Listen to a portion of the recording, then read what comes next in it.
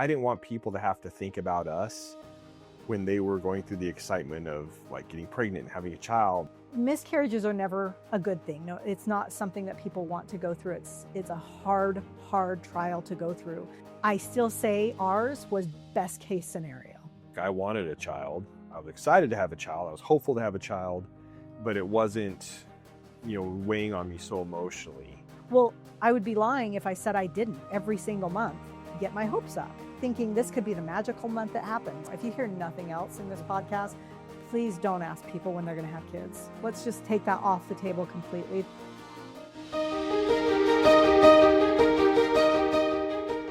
Welcome to Let Me Tell You, a podcast where people share their experiences with trial and heartache in order to bring comfort, hope, and inspiration to others. I told you the very first episode that I would be bringing my husband back on, and that is who we have here today.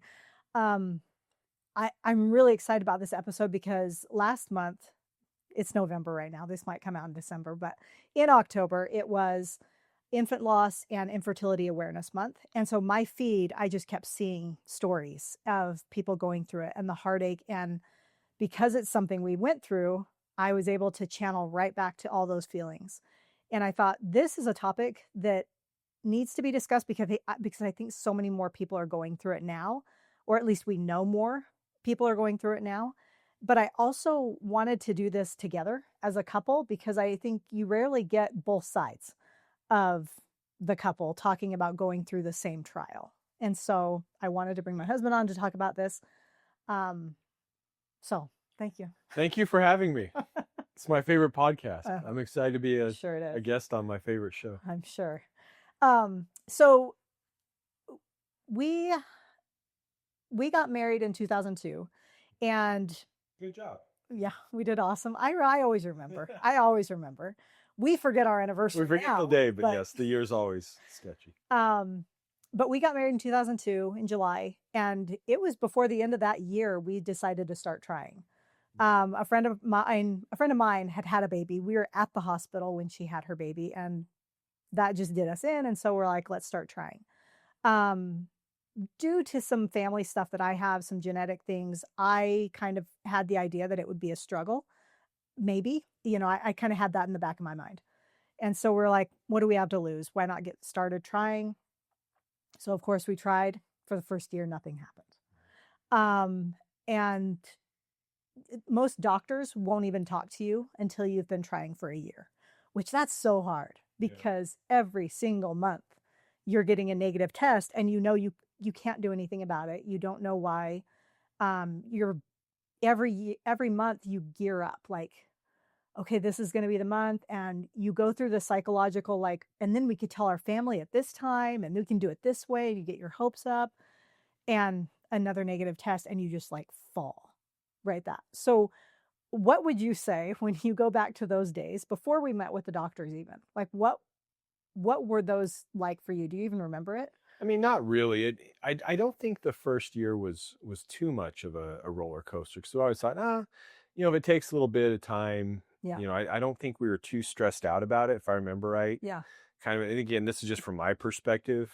I'm not stressed out about it, as much anyways. Yeah. But I don't remember that we really stressed out about it. I remember us just kind of hoping it would happen somewhat soon, but kind of like, we'll just kind of take it month by month. And then that first year, I don't remember it being that big of a deal until we kind of started working with doctors and trying to figure out why. Yeah. Yeah. So once we went down that road of meeting with the doctors, they always start off very conservatively. You do all the testing, and there wasn't any logical reason why it wasn't happening. And so then they start the treatments, which they start conservatively with the IUIs, which is intrauterine insemination. They said they wanted to try 8 of those. I remember that number. And we didn't make it through 8 of those because I couldn't. Do you remember how many we did? I don't remember. We did at least 4. Okay. Maybe 5. Yeah. And so, of course, insurance doesn't cover any of this kind of stuff. Yeah. And we were blessed. Cameron had a really good job right off the bat. And so we were very lucky. And a lot of couples are not that lucky. And it's not like we were rolling in the dough, but this was what we wanted. And so we put our money toward it. But I remember after whatever number it was that we had tried, I remember sitting with the doctor in his office, and I looked at him and I said, I can't do another one of these. Let's move on. Because they said, we'll try this and then we'll move on to IVF if this doesn't work. I said, we're moving on. We're moving on to IVF. I'm done with this. This isn't going to make it happen. Yeah. And at that point, it was pretty much unexplained. All my Totally. tests were good. Yeah. Sperm count was fine. Everything was Motility, all the things. Yeah. And there was really no rhyme or reason for anything at that time that we knew of. Right. And a little bit on your history, probably, with those endometriosis. So I had been through not a bunch, but a few surgeries. I was diagnosed with endometriosis. It was like, if you call it stage 2, it was mild. It wasn't the reason. It wasn't the reason this wasn't happening. Right. But I mean, that was kind of helpful to know, I guess. But we started the IVF process, and we actually, crazy enough, quit in the middle of the IVF process. Just because the stress that it was putting on us, we were struggling with each other just because of the stress. And they say, I think the statistic in couples going through infertility, they're 3 times more likely to divorce. And I totally understand. It's not, I think I used to think it was because one of you gets mad at the other one because you can't get pregnant, you can't have kids or something. And it's not. It is, how many times do you think I told you that you should leave me and go find someone that could get pregnant? I do remember that now. Actually, you talk about that. It's kind of funny. Yeah. Because it was rough times. Mm-hmm. Now, and I'm trying to remember talking about quitting the IVF because in one of the procedures is when they found the polyp in your uterus. Mm-hmm. I can't remember if that really contributed or not to us quitting. That was, it's called an HSG. I want to say. I'm glad you remember all these terms. I don't remember any of them. They're stuck in my brain. Hysterosalpingogram, something like that. It's where they do a mock trial of IVF and they shoot water up and make sure everything is good to go. And it was when they were doing that they found a polyp inside my uterus. So that's when we removed the polyp, and that's when we asked the doctor, should it work now? Was that the problem the whole time? Because my uterus was collapsed around this polyp. So we're like, oh, that was the problem. That must have been it. And they said, it could have been. Why don't you just go ahead and try on your own for a while, see if that happens? And so we were hopeful, and it was, I can't remember how long after that. I want to say 1.5 years. We tried for 4 years before we had our first daughter. So I think it was 1.5 years after that we were going over this experience this morning. We'd been on a trip in California. I knew I was not right. I was hormonally a mess. I was not nice, and something was up. And we came home from California, and the next morning, I was getting ready for work. Cameron was leaving to go meet my parents to pick up our dog. They'd watched our dog while we were out of town. And I decided to take a pregnancy test just to see if it, just to see. And I waited till Cameron left, because by that point, I would never take a test I wouldn't let him know. I just wouldn't let you know if I was taking a test. Right. And so I took the test and it was positive. And I'd never seen that before. So I called the fertility clinic that we'd been working with, said, what do I do? And they said, go do blood work on your lunch break. So I had Cameron stop by the office that I worked at, and I told him, that it was positive. And so we were elated. I went on my lunch break, did blood work, and then went back to work, and I worked till 6:00. And around 4:00, I started cramping and bleeding. And I thought, oh, that's not good. And so I got home, and I feel so bad for this poor nurse. I called the doctor's office again when I got home. I left work early, and I called her, and she immediately said, I'm so excited you're pregnant. And that, can I just say, those nurses are angels. To be that excited for you, it was the coolest feeling. But I had to tell her, actually, I don't think I am anymore. I said, I think I miscarried. Mm-hmm. And she just, I felt so bad for her. But I told her, thank you for being that excited for me. And I said, I'm still excited. I've never seen a positive pregnancy test. So this is proof that it can happen. And, miscarriages are never a good thing. No, it's not something that people want to go through. It's a hard, hard trial to go through. And the loss is unreal, no matter how far along you are. I still say ours was best case scenario. We had one day. We had one day to be excited. We didn't tell anybody. Nobody knew.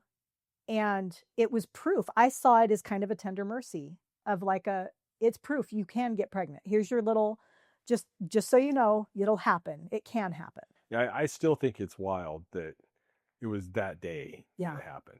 I mean, it's still pretty crazy to me that that's how it worked out. Yeah. Like I said, it made a best case scenario because we knew we could get pregnant. We didn't have time to get all excited, to buy things, to tell people, to think about, the future with the baby and all that. It happened. I mean, for me, I think you told me at lunch, and Yeah. I mean, it was hours for me. Yeah. So it was pretty quick, and it's pretty wild to think about that. Well, and it's crazy that I even took a test, because had I not taken a test, I would have just started. I just would have thought I started my period. So, okay, that's why I was so hormonally off this weekend, So I was grateful I took one, so I had proof. I knew it could happen. Right. But I want to talk now a little bit about actually living with infertility in the world, because that's the hard part. And I was talking to your mom, and she said something recently about the number two, the first and second hardest things for women to go through. I think they said are cancer, number one, and infertility is number two. And I agree. I don't know cancer. I hope I never do, but I know infertility. And you and I handled it very differently. Yeah. Partially because he's the man and I'm the woman, but also personality, very different. You are a glass half full person. Sure. You are a naturally happy person. I am a roller coaster of emotions. I am a moody person, and it doesn't take much to mess up my mood. Right. I feel I've gotten a little better about that. I've worked on it, but it's still there. Yeah. You're just naturally even keel. Yeah, very even. Not too high, not too low. Yeah. So for me, when I would find out, and I know any woman who's going through this right now knows exactly what I'm talking about, the gut punch that it is when someone announces their pregnancy. Whether you're in person, it's on social media, does not matter. It's the same. The gut punch of they have what I want more than anything. They got it. And then you go through, if you're like me, the feelings, the very raw. I'm not proud of any of these, but they're real. I talked about them in my book, and it's real. Jealousy, anger, judgment. They don't deserve it. They already have a kid. Why do they get another one? They have no business having kids. They're horrible parents. All of those thoughts. So I'm riding this roller coaster. And I remember I would tell you, like, so-and-so's pregnant. And you'd be like, oh, good for them. That was the wrong thing to say. Yeah. At the time, for sure. Yeah. We definitely felt very different about things. And, it's interesting because I remember thinking, I wanted you to be more upset. Yeah. We talked a lot about that. I remember. I felt like you weren't feeling it enough, because you weren't showing that you were feeling it. And there's a few things that obviously we've learned through this, or at least I've learned through this. Number one, having a child doesn't affect your life the same way. We're a more traditional family, he's the breadwinner. He was still fulfilling his purpose, with a kid or without.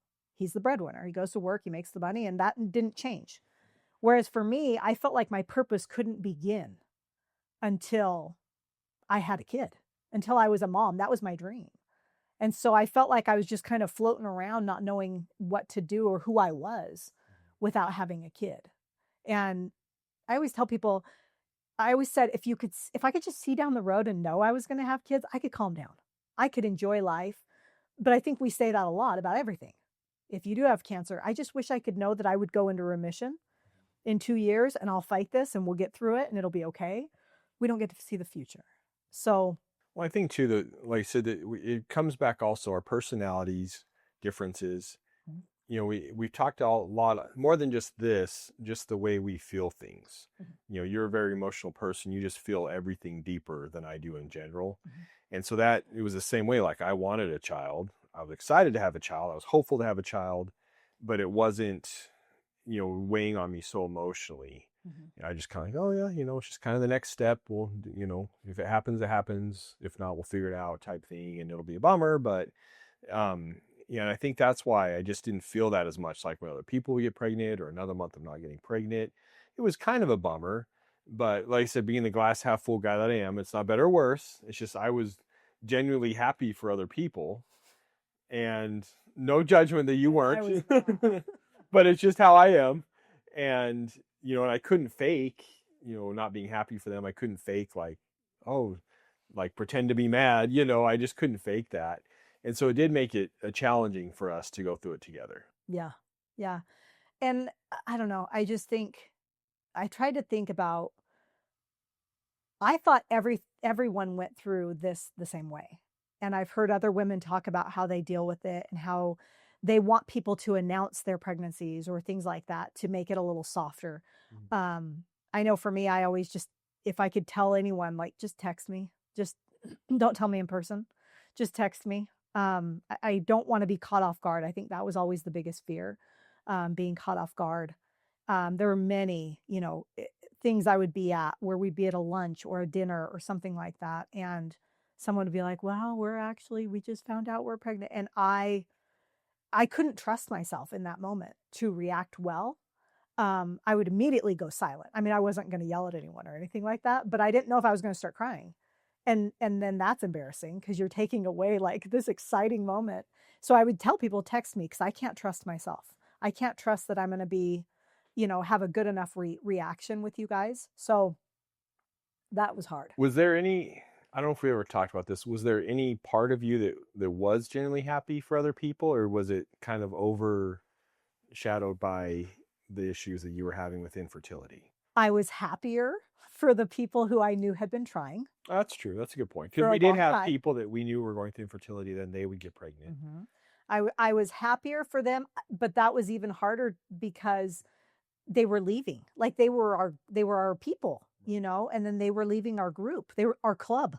They were leaving the club. They got to get out. And so that was hard. So I was happy for them, but I was, yes, if I'm being honest, I'm happy for them. They're getting something that is amazing and wonderful. But oh, yeah, I struggled. I struggled with that jealousy. Yeah, and I think also too, it's again kind of our personalities. I I didn't, part of me, I didn't want to show the emotion because I didn't want people to have to think about us when they were going through the excitement of like getting pregnant and having a child. And I mean, it was always really nice when people did have concern for us, Mm-hmm. but just the way I am, it would like bother me if they were so concerned about us. Mm-hmm. Does that make sense? Mm-hmm. Yeah. Because then again, that's just kind of how I am. It was once again, I didn't have my purpose and you could keep on, living how you were living.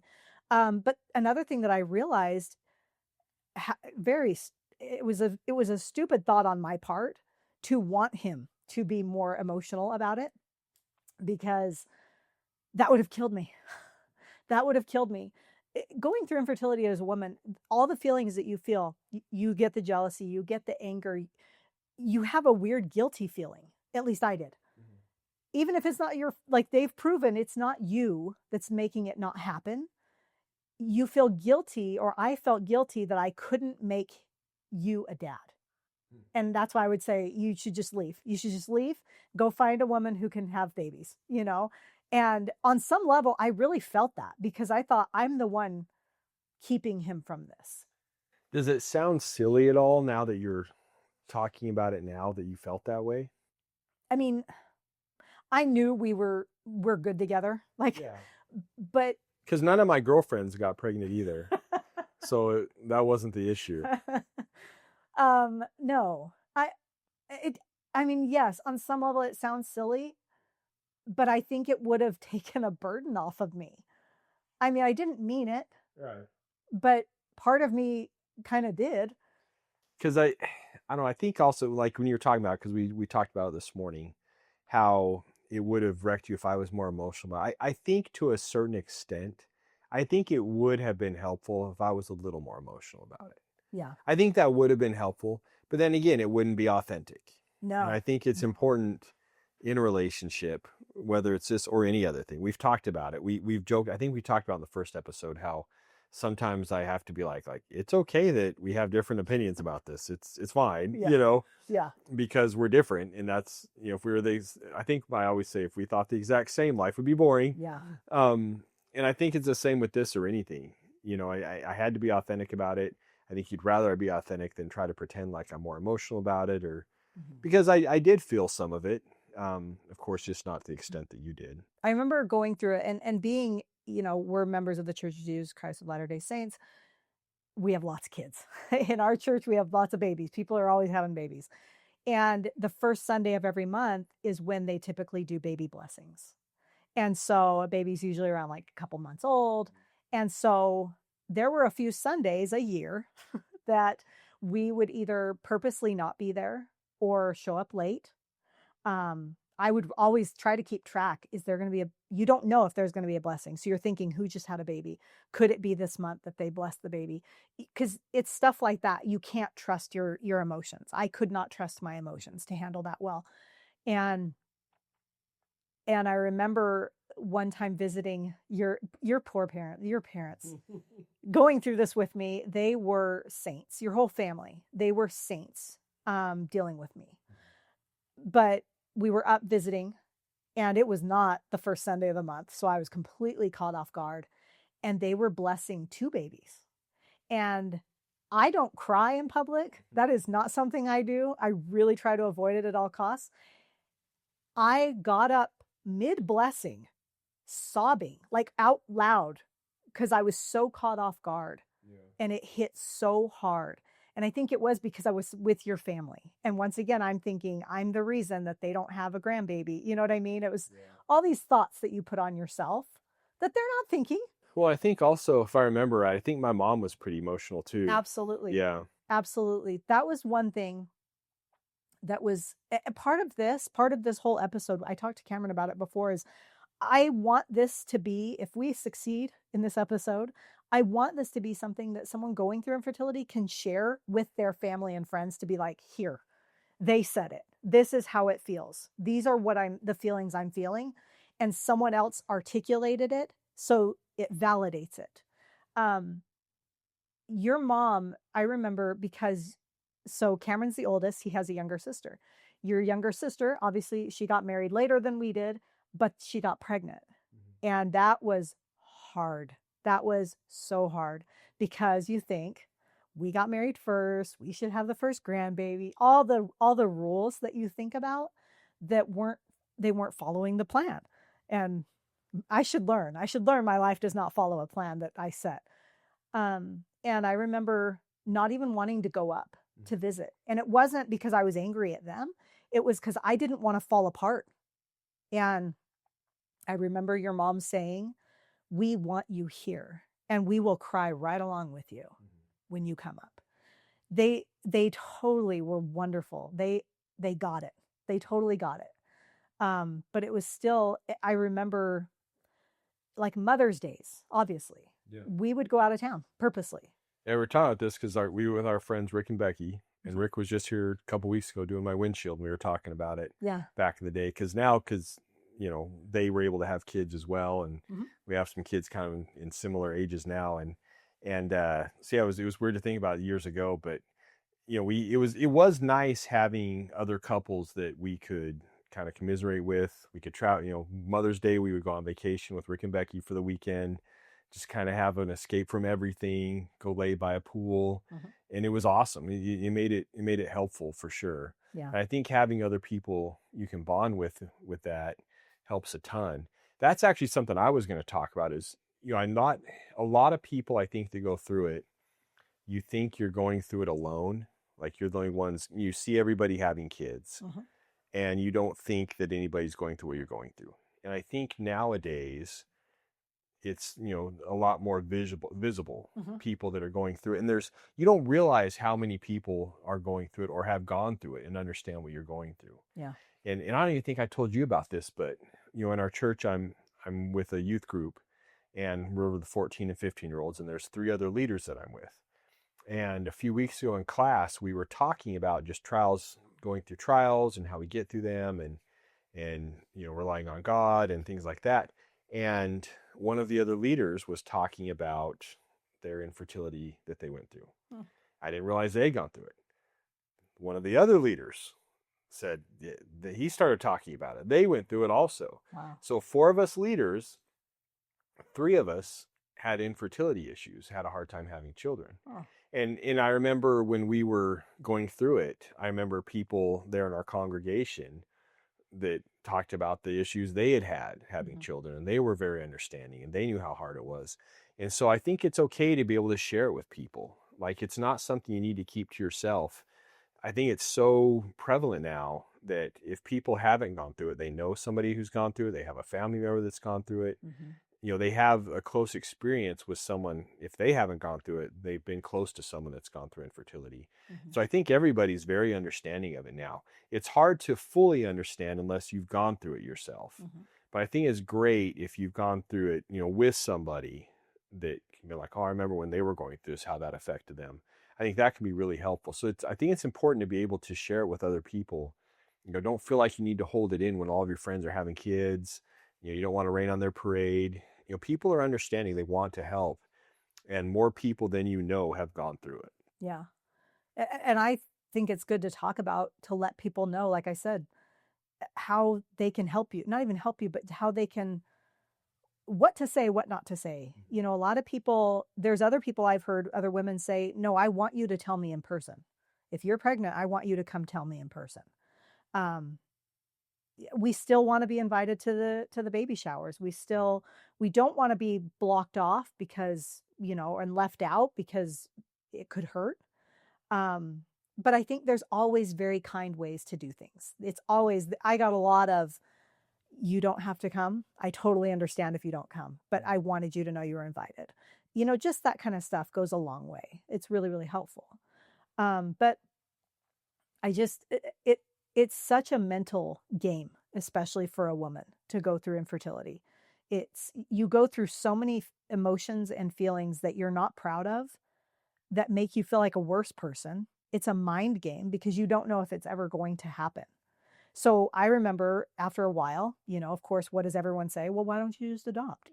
As if that's just the easy option. But we did. We ventured down that road. We looked into it.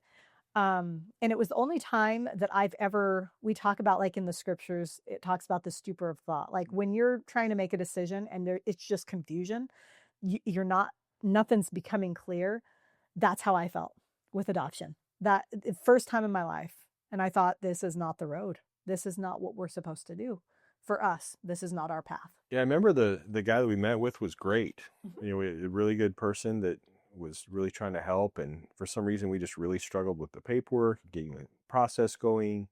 It was just a lot more of a struggle than it should have been. Yeah.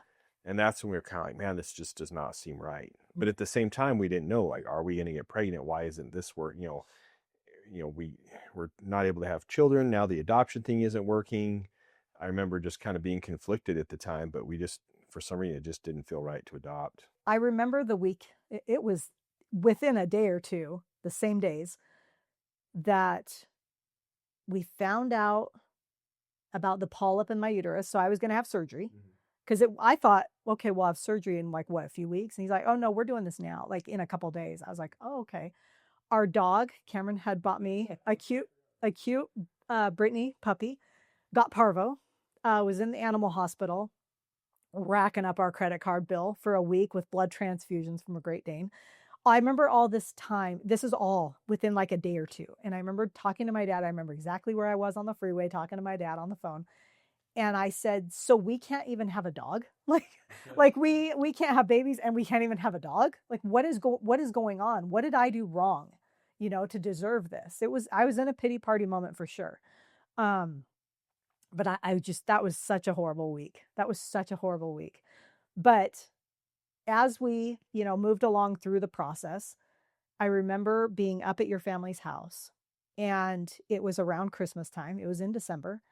And I had just kind of resigned myself because your sister was pregnant. She was due in April, and she knew she was having a boy. And I remember I made the decision, and I think this was really pivotal for a lot of things. I made the decision for myself that I was going to just embrace that baby. If I couldn't have my own, I told her, I said, I'm sorry, I'm going to be a little annoying with your child probably, because, you know, and she welcomed it. She said, I would love that. And I would love nothing more. Um, like I said, your family was amazing dealing with me through this. You know, it's interesting talking about. I forgot about that, but it's kind of funny the bond we still have with our nephew. Yeah. The same nephew, Tice, that was was born before our daughter. We still actually have a very close bond with him. Like whenever he comes down, he has to come visit with us. We have to get together and hang out. And I still text them quite a bit, and we still have that special bond with him, which is pretty cool too. Yeah. But I remember we went back home and I had been late for a few weeks, but I'd taken pregnancy tests like one a week and they were negative. That was, I can't imagine how many pregnancy tests I've taken that were negative over the years. But it was that third week. And I remember I was going to get up and take a test. I got the digital one, so it would actually say the word. So there was no question of, is that a line or not? And I got up early. I got out of bed and I took it before Cameron was awake because again, I would not take pregnancy tests with you knowing. I refused to bring him in that process because why? Like it's going to be negative. Why bring that on you, you know? And I remember just sitting in the bathroom, locked in the bathroom with this test and it said pregnant. And I was like, oh, because I had decided whatever this test says, I'm going with it. I'm done. If it says negative, I'm not taking another test. I'm not doing this again. And it said pregnant. And I was like, okay. And so I went and woke up Cameron. And that morning, we called the whole family. I remember that. Yeah. We just woke up and we called the whole family and they all shrieked and cried and everything with us. There was no big fun announcement, you know, like you plan, because it was just real. I remember talking about that because I remember you woke me up because I think you had ideas of how you wanted to tell me when you finally got pregnant. Totally. You're just like, no, so you woke me up because you're so excited to tell me.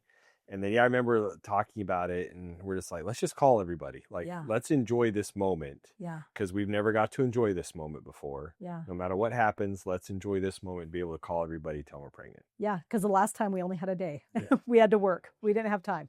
Yeah. So we did that. And that was our first daughter, Haley. Everything went great after that. It was it was a pregnancy. I was sick and it was miserable that way, but it was perfect nonetheless. Had her emergency C-section. I don't care. It was all good. Everything was fine. She was great. And then we got to experience secondary infertility, which I didn't know was a thing. Secondary infertility is when you've already had a child and then you struggle to get pregnant again. But with the second round, I was like, I wasn't doing treatment. I didn't want to go through that. I think we were kind of, again, kind of a hard time remembering, but I didn't think we were really expecting to go through it again. Like we thought, okay, we got to figure it out. We'll just, when we run out of baby, we'll get pregnant again. No problem.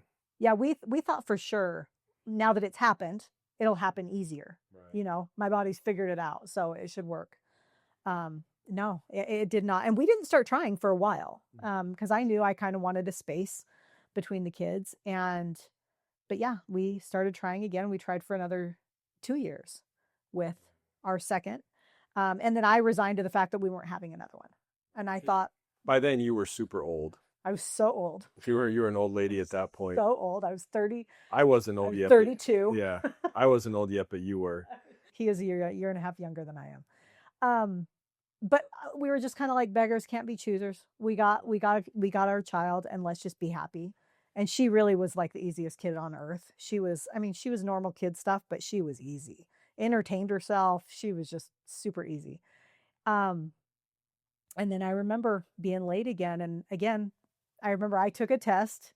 Haley was sitting in her high chair eating and watching cartoons or something. I went in the bathroom, took a test, and it was positive. And you were gone at work. And I came out and I just stood and stared at Haley. And I'm sure she was like, what are we doing? And I was just shocked. Yeah. I was like, oh my gosh. And so then I finally got to do the fun things. Right. So I remember that night I was like, well, let's go to the mall, take Haley to the mall. And I want to get a few things. And my goal at the mall was to find something that said Big Sister for Haley. She would have been what, 3 at the time? Yeah. 3 or 4? Yeah. And so she was almost 3. And so I found a pajama set. And Cameron was off looking at something else. So I'm always oblivious to the world. It So probably took me a long time to figure it out. it did. Because I held it up and showed him, and he's like, "Oh, cute." I'm like, "Did you even read it? Like, put it together?" And then he was like, "Wait, what?" And and so that was exciting. And then I remember telling your family. Do you remember? As I said, do you remember how we told my family? That was pretty cool. I did. We played that game where everyone writes something they're thankful for. Yeah. Yeah. And at the time, we had just started kind of dabbling a little bit in like triathlon stuff. Yeah, we'd done a few. And so we were kind of planning on doing a little bit more of that. Yeah. And so we'd told everybody, because we kind of had this plan to tell my family that we would do this thankful game, where everybody writes down something they're thankful for. And my mom's like, "Oh, that sounds wonderful. Let's do that. Sounds great." And what a great, thank you guys for doing that. And when really it was just to tell everyone that pregnant. And then so we were reading the things, and then the one for Bethany was saying that I held off, and I was like, "Oh wait, here's mine." Right. So I had it in last. Yeah. So, and it said something like, "I'm thankful I don't have to No, I was train that for I won't- triathlons or something." that I won't be able to do a triathlon, train for triathlon. And everyone was like, I remember your sister was like, "Did you hurt your knee again?" And I was like, "No." So that was the fun part, was being able to do that. But I still, like, yes, those are the wonderful, happy parts. And I do hope that anyone who is going through this keeps that hope. Hope. I have a sign in my bedroom that just says hope. Hope has become such an important word for me, because I used to think, I don't want to get my hopes up.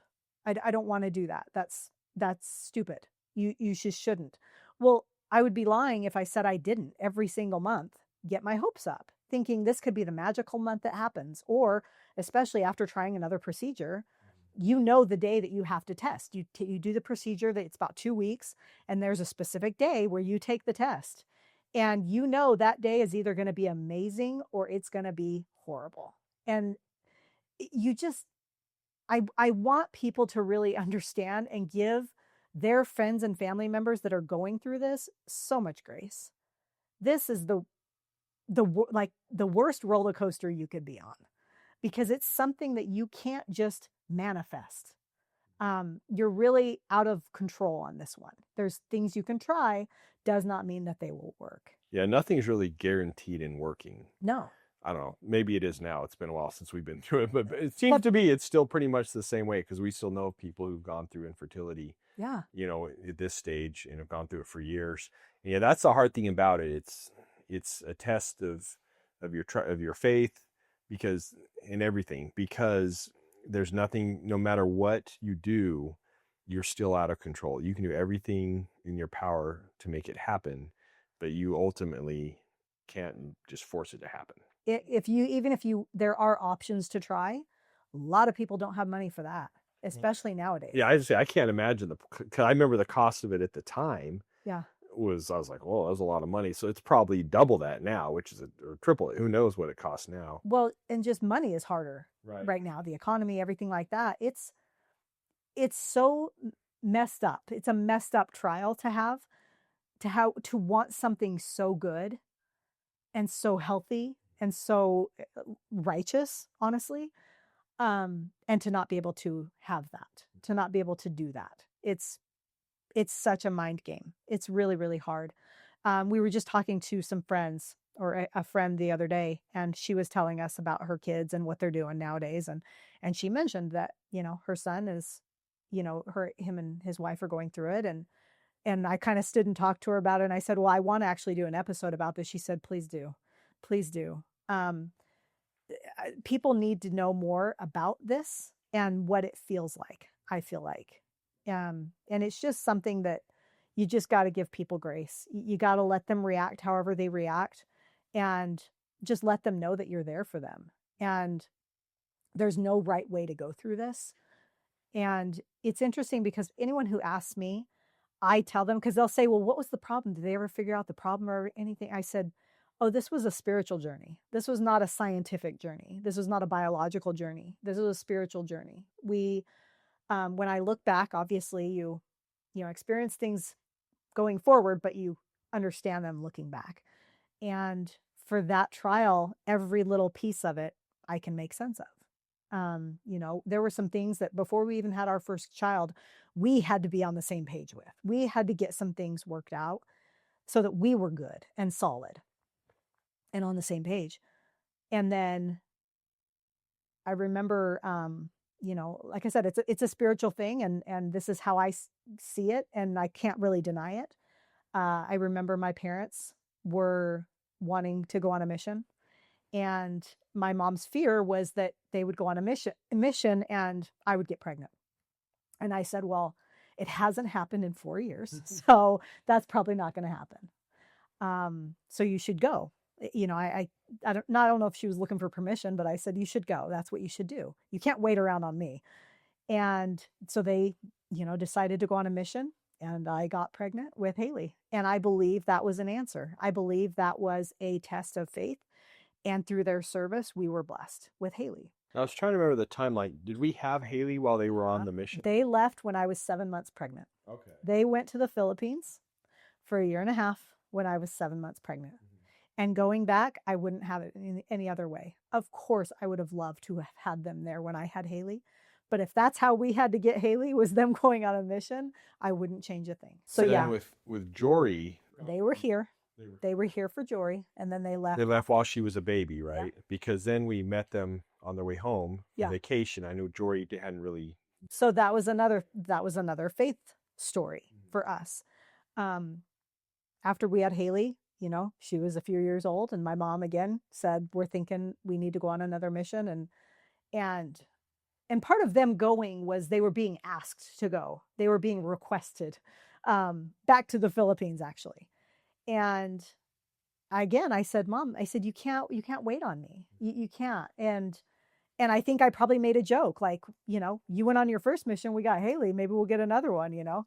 And so she agreed. They agreed to go on the mission, but they put their time to leave as further out, which was kind of nice because I want to say it was either that next week or 2 weeks after that, I found out I was pregnant with Jory. Mm-hmm. And so they were still home when I had her. Yeah. And they left when she was a baby. Right. So for me, those were both answers. Those were both gifts from their service, from their willingness. I believe that's how God works. I don't believe that it's always, you have to do this to earn this.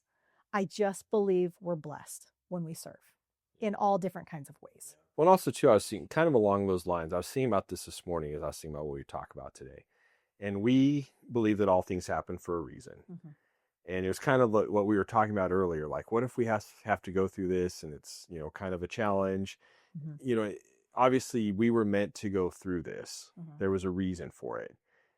I kind of wanted to get your idea. Like, what are some lessons you learned from, like, why do you feel we had to go through it? For me personally, I am a person that, listen, full transparency. I'll be as honest as you want me to be. I take things for granted. I forget things very quickly, and I take things for granted. And I think it's part of the moody stuff, but on the hard days with our kids, I need to be able to look back and remember, you wanted this more than anything. I prayed for you. You little brat. I prayed for this. I didn't pray for all this, but I did pray for kids. And I think that's something I need. I needed to go through the hard to appreciate the good. If they would have just come naturally, I know myself, and I would have been like, why me? Why do we have to have these trials with these kids or whatever? Instead, it was you prayed so hard for this. You wanted this. Next time Haley talks back or gives attitude, Haley doesn't do that. That's true. It's not very little attitude. Be like, we prayed for you. Quit talking like that. Even one of the other parts of our journey, you know, the secondary infertility was a blessing, because even though we thought we want to have, you know, you plan your kids spaced out by a certain margin, and you think this will be perfect if we get pregnant this month and whatever. Because of Jory's issues, it was such a blessing. Haley turned 4 a couple months after Jory was born. She was a kid. And as Jory grew up and was around 2 or 3, and we were really starting to have a lot more behavioral issues with her and dealing with what we didn't know yet was autism, we were able to explain to Haley her brain works differently. She acts a little different for a reason. And Haley could understand that. Whereas if she was a 2-year-old, we couldn't help Haley understand why her little sister's acting like this, or, you know what I mean? Like, it just would have been so much more Yeah. confusing for her. It definitely went a lot better having the gap. And even still, to be honest, even now, Yeah. it's nice the gap of 4 years between them. Now that Haley's 18, Jory's 14, she can take Jory places and kind of deal with her a little better. It's easier for us to leave. Well, it has been, when we started leaving Jory with Haley Yeah. to go to dinner or something, it was a lot easier having that bit of a gap. So I was kind of thinking about that too, just the journey and what good came from it. We only have the 2 kids, which, where we live, that's not common. No. Our church, that isn't common. No. But I was just thinking I was talking to a friend the other day that they're getting ready to go on a cruise over Christmas. And I'm like, man, 6 plane tickets compared to, Oh. or 8 plane tickets compared to, how I am with money. I Yeah. stress about it. Yeah. We only have the 2 kids. So a family of 4 traveling is a lot nicer. Yeah. We can fit us and my parents or your parents in the Highlander. It works out very nice. But there's, of course, it's kind of joking, but there was a reason behind all of it. And I think back to the lessons we learned at that time. I think it made us stronger. Yeah. We talk about how, going through that, there was a couple, we went on a couple really nice trips, and we went back to visit your mission in the Dominican Republic. We would, travel a lot with Rick and Becky on Mother's Day and just do various things, to kind of help get our mind away from that. And I think that those times made us closer. We got to spend a lot more time together, just the 2 of us, than we would have if we got pregnant right away and started having kids. And I think we've talked about that, how looking back, I wouldn't, you never want to say it was a blessing. Well, I mean, you do want to say it was a blessing, but I don't think it was meant to be like that. But there was some good that came from it. Yeah. And of course, we learned a lot from it, made us closer, made us a lot more reliant on God and spiritual and, an understanding of just purpose of life and why we go through things. And so that's what I thought of today, is like the lessons we've learned from that. What can we take from it? We've been able to help, and other people that have gone through that, kind of confide in them, share our story, just let them know that we're able to go through it with them, and just what it did for our marriage. I think at the time, of course, it was terrible. It was really hard, and and even though I didn't show it as much, of course I felt it. Yeah. And I not as much as you did, but I know for me personally, it helped me going through it. And then also, like I said, we just appreciate our kids so much, just knowing what we went through to have those 2 kids. Yeah. That it's kind of makes it special, just knowing how hard we worked to have those 2 kids. It's easy to look back, right? It's easy to look back and be like, oh, and it all worked out and we had kids and blah, blah, blah. And I know people going through it are like, good for you. I don't know that that's going to happen. And I wish during those years, like I said, we traveled, we did things, we did fun things. And everyone, oh, please don't ever tell anyone going through infertility to just not think about it. Just stop thinking about it. Just stop stressing about it and it'll happen. Please don't ever say that to someone. You don't get to take this out of your brain. It's a daily thought. It doesn't go away. It's the first thing on their brain that day. I guarantee it. That doesn't work. That doesn't help. Some people will say, well, I just stopped focusing on it and then I got pregnant. And good for you. If that's how you saw that happen, I'm so happy for you. I really am. But don't ever tell anyone else what to do during any trial, but especially this one. Let them figure it out as a couple. Let them ride that journey. Just be there. Just be kind. Just listen and empathize or sympathize. One of the best things of this trial for me is I can now relate. I can now feel. I'm now much more aware of when someone announces they're pregnant. My eyes dart around the room thinking, who is hearing this right now? And it was just a punch to the gut for them. And I've reached out to people and said, hey, I understand what it feels like. If you ever want to talk to someone who totally gets it, I am here. Because I still remember all those feelings. It's been 18 years. I still remember all those feelings. I remember the jealousy, the anger, the guilt of being so angry and jealous and judgmental. I remember all those thoughts. And they weren't a proud time, but at the same time now, there's nothing you could tell me that would make me judge you for however you feel about this trial. There's nothing you could say. I felt it all. Yeah, well, and also I think that's important too, is to talk about is how everyone will go through it differently. Yeah. Even though we went through it a certain way, we can be there for people and be understanding and confiding. We can't tell them how to feel, or we can't say like, oh, it'll be okay, it'll happen for you. You don't know. There'll be people listening to this who might never have children. Yeah. And so we can't understand what that feels like, because we were able to have kids after a while.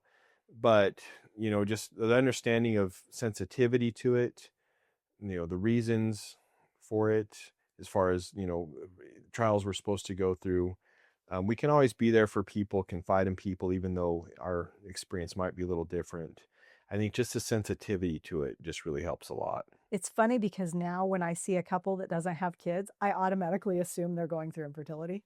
So I don't ask, because you like to, if people ask, when are you guys going to have kids, or you guys want to have kids, or number one, please stop asking that. I would say I stop. don't even ask. I don't think, I've never asked it since then. Don't. If you hear nothing else in this podcast, please don't ask people when they're going to have kids. Let's just take that off the table completely. That's a personal decision. And that question also feels like a punch to the gut. When you can't, and I got so many of those from some just not thinking people. I know who you're thinking about. I know. And I had people come to my defense in the moment, and I was very grateful for that. But I could separate.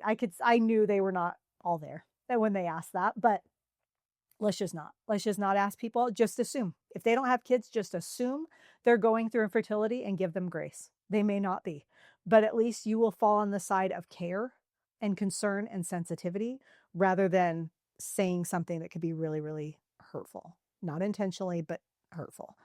But for those who are going through it, if you need someone to talk to, reach out to me.